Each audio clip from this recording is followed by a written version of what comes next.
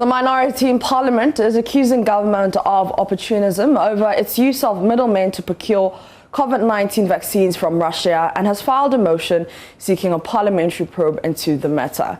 The minority is also demanding a bipartisan parliamentary probe into the Frontier Healthcare Services deal for COVID-19 testing at the Kotoka International Airport. Minority leader Haruna Idrisu has been addressing the media. We are more incensed by the terms of these multiple illegal agreements, which currently is worrying for our purposes, as we are shortchanged as Ghanaians by our government agreeing to $19 to $26 per jab of Sputnik V instead of the $10 that other countries and multilateral agencies like the AU have pitches. Some of it. So we can't reconcile it.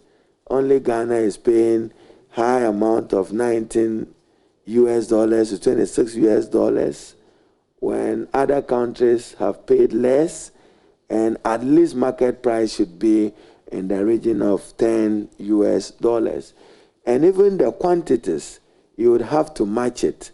When he says for one of it, it is not as if it's the first AstraZeneca where you need a double jab. So even the mathematics of it is also revealing, and we want you to help us probe further into this.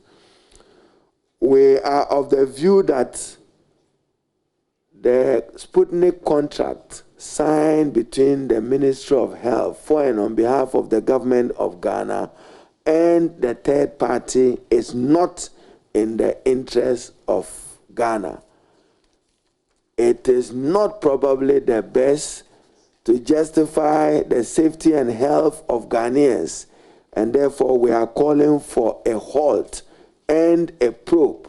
We have accordingly filed a parliamentary motion to demand a bipartisan investigation and inquiry into the matter, and the report will advise us accordingly what course of action we should take. Accountability, you must demand it. Ours, even as we relate to the facts, you must go behind the facts to get more details.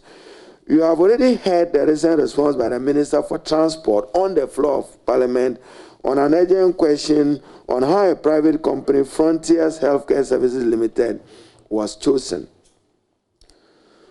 Noguchi could have performed this role at least cost to the state of Ghana. Is a loot and share for family and friends at the airport as far as this transaction is concerned. They probably have raked in a colossal $16.3 million for charging travelers $150 per person. It was further reduced to $50 if you are a citizen and an ECOWAS citizen, and we are told that out of the $16.3 million, the Kotoka International Airport and the Ghana Civil Aviation Authority, which is the partner in the relationship, only got $1 million. So what kind of agreement is it that benefits only a private sector individual? He goes home with $15 million, yet you expect us as Ghanaians to make a contribution to a COVID trust fund. You could generate these resources. This money could have come into Noguchi. Noguchi could have strengthened their institutional capacity for purpose of investigating many of these public health malice in our country. Yet they are going away. And even these numbers, we are relating it to passenger numbers, and it doesn't write up. So the media sit up and investigate this.